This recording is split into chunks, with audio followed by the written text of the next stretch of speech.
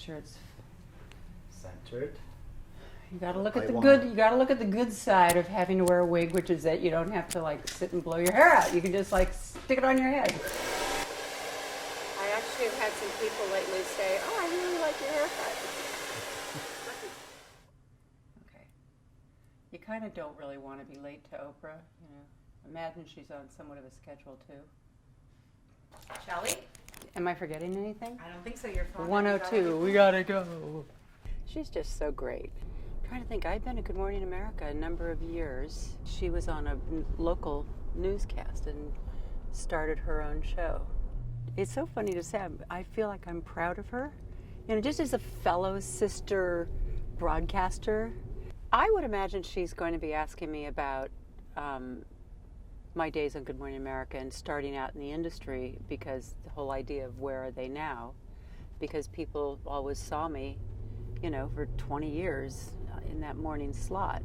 I mean, it's a disconnect with viewers. It's not only just not having the job, which is your kind of definition of self and how everyone perceives you. Almost more importantly, there's a disconnect from people, from all those viewers, and you know they're all out there.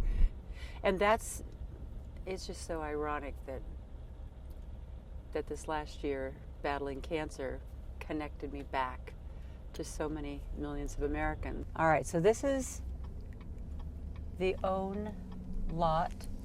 They've moved the entire operation from Chicago out here. And from what I've heard, Oprah has been really, really, really involved in picking out everything. All right.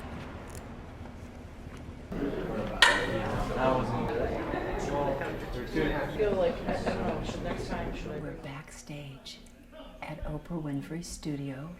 Right now she's out there doing the wraparounds, you know, the show open and the show close. So we have to be kind of quiet. When we came in here, she was interviewing Andre, who was her hairdresser for like the last 20 years. And they were talking about how they discovered wigs and how all of a sudden they could, you know, have all kinds of different, try out different things. And I'm here like straightening my wig thinking, all right, I've had a year of wigs, that's for sure. So it's kind of funny hearing them talk about it. We're ready. Hey, John. Hello. My 11-year-old daughter was so bummed that I wouldn't bring her with me. Really? Oh my God. Hi, how are you? Mwah. Thank you. How are you doing, sweetie? Good, sweetie. How are you? I am doing great. A few days after the diagnosis, I went in, I took Robin Roberts' advice and I just went in and had it shaved off. And then I was bald until September, and it started just growing a little tiny bit back, and then I went into another round of chemo, so it all fell out again, eyelashes, eyebrows. You know, you don't have a hair on your body. Not a hair. Also, no Brazilian wax for you. Yeah, it's like a free Brazilian wax. Wow, free Brazilian wax. Yeah. Look at there, look at this.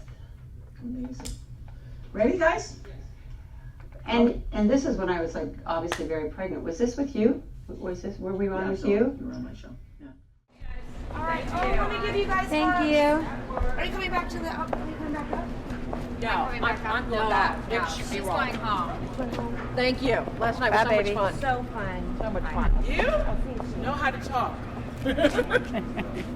I think it was good for you. It was very good for me. Yes, I just got through telling him when Lindsay was only about in 6th grade, she was about with a bunch of her friends, and they were talking about what their parents did, and one was a dentist, one was a doctor, and she said, my mom talked. Wait a minute, I do a little more than talk.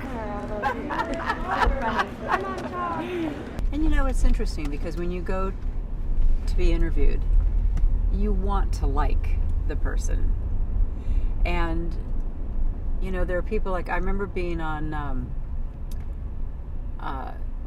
for instance, when you're on with David Letterman, first of all, they come in and they do a pre-interview with you, and then you walk out on the set, and he never asks you anything that was in the pre-interview. It's always like a completely different interview, and you have no idea what it's going to be. And I would imagine a lot of people, when they go on with Oprah, are just intimidated by her power and She her is. presence, Right, but that have a tough time with it. So you kind of have to go. I think the interview will be better if you can go in and own your own self-confidence and remember, what you're bringing to the table. But that's sometimes hard to do when you're in such a omnipresence, if that's the word. You only have so many minutes on the air. It doesn't make any difference, except for our channel. Our channel, we can go on and on and on and on and on and on forever. All day long. But when you're on a show like that, you have, 5 minutes, 7 minutes? 8 or 9 minutes. When we ever had over 6 minutes, that was an eternity on morning television. So that was our craft, was figuring out how to get a person to tell their story from the beginning to the middle to the end in 3.5 to 5.5 minutes. And that's a task.